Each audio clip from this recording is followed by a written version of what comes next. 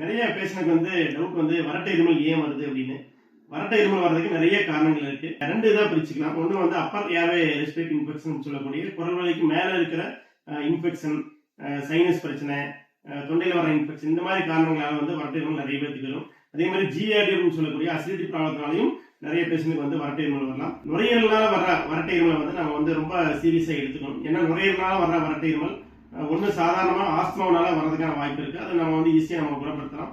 ரெண்டாவது உள்ளுக்குள்ள ஏற்படுகிற கேன்சர்னால, நுரையீரல் கேன்சர்னால வறட்டை இருமல் வர்றதுக்கான வாய்ப்புகள் நிறைய இருக்கு. அதனால வறட்டை இருமல் நுரையீரலால வரும்போது அதுக்கான காரணங்களை கட்டாயமா நம்ம கண்டுபிடிச்சு ஈஸியா நம்ம குணப்படுத்தலாம். நன்றி, வணக்கம்.